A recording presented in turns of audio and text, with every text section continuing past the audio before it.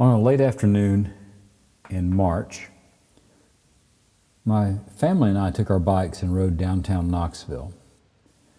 It was really a neat experience, especially when we came upon the Smokey Mountain Railway Museum. We didn't know this even existed in Knoxville, so we took some time to walk around and take some pictures from the outside, and eventually noticed that the front of the train was open.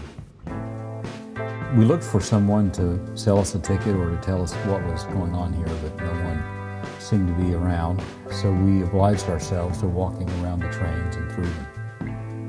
What you're going to see is just a self-guided tour, looking at the different cabins and the different rail cars.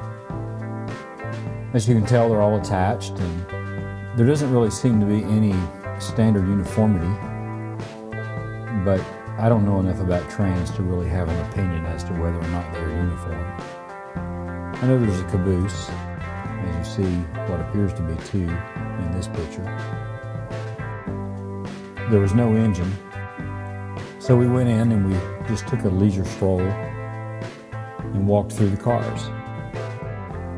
I found it neat to see the bathrooms and the small sinks, in addition to the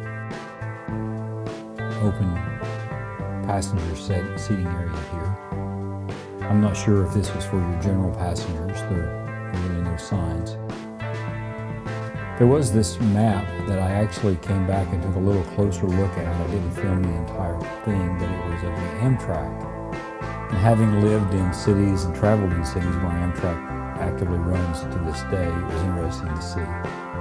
So my assumption is this car was one of the Amtrak trains. I'm not sure if it was an original or not. As we made our way through the next car, we noticed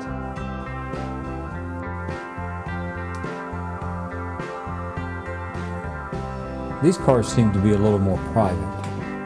The doors to the right are rooms with sort of like a little eating area and sitting area. Kind of your own space as you're traveling, and I think some of them even had their own restroom. And there were electric panels that showed a little more information. Of course, here is one that has a bed and a couple beds in it, place for luggage. And for a long travel, a long trip, that would be ideal to be able to have a place to lay down.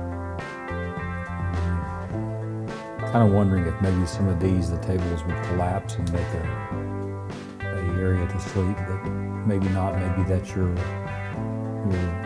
living area and then the bed area. This particular car was really neat because it was the post office.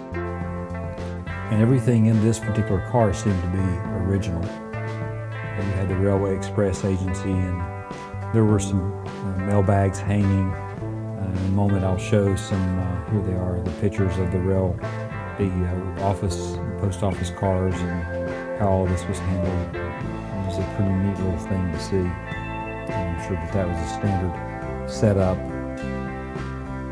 Then we make our way into the next area, the next car.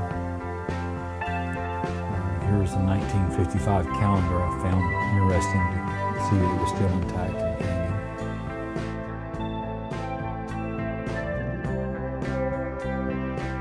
This car appears to be a diamond car.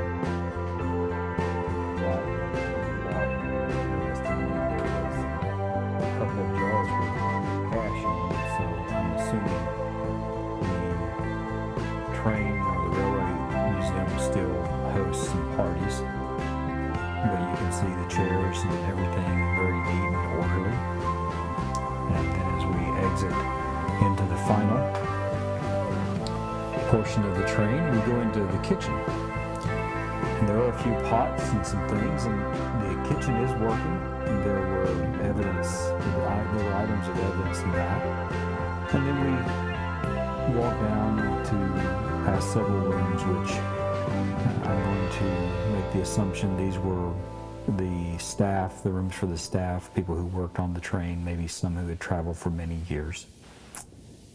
Well, I hope that you've enjoyed this self-guided tour of the Smokey Railway Museum. I know we did, and very thankful we came upon this little gem.